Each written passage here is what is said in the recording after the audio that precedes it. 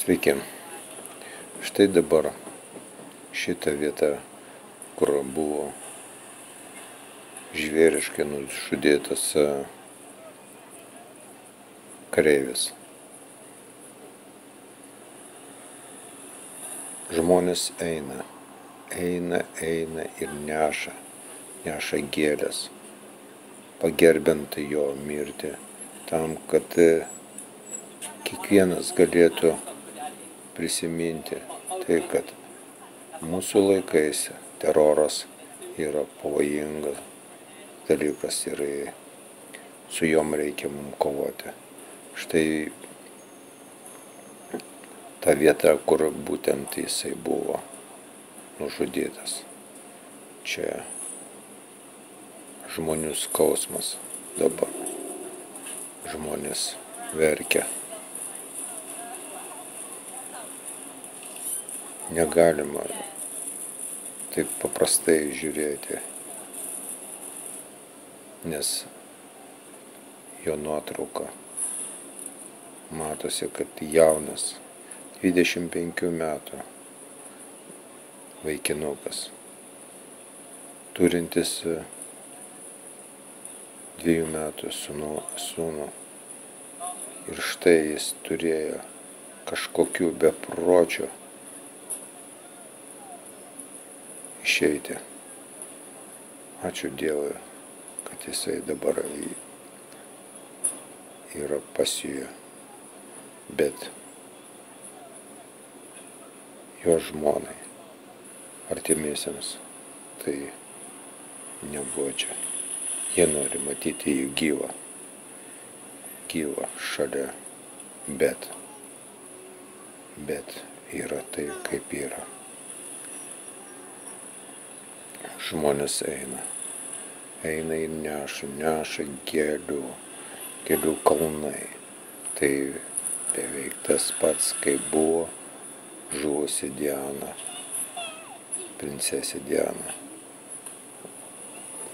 Matosi atneštos maikės, visokiausias vėliavėlės Didžiosios Britanijos, Anglijos.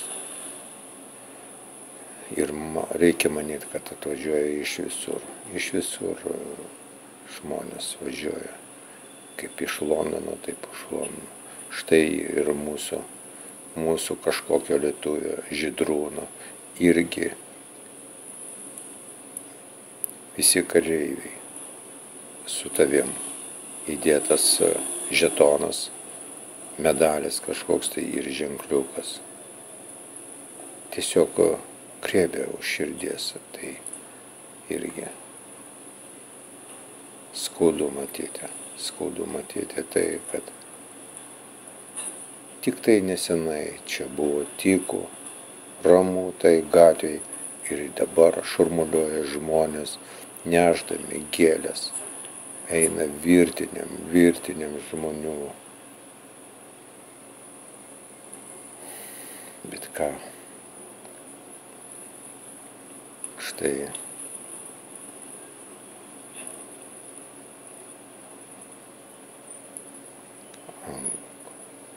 Didžiosios Britanijos armija.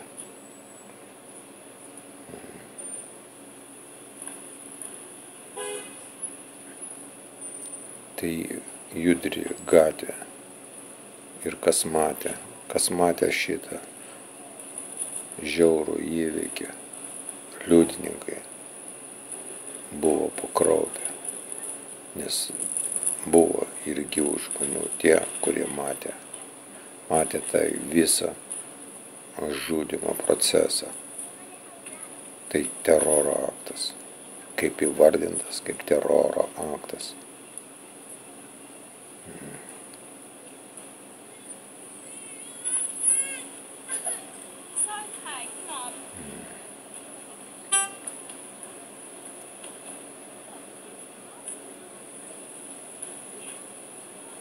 Šita tvora yra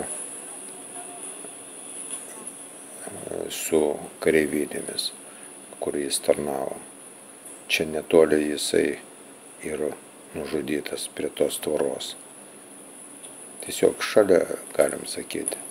kitoj gatvės pusėje.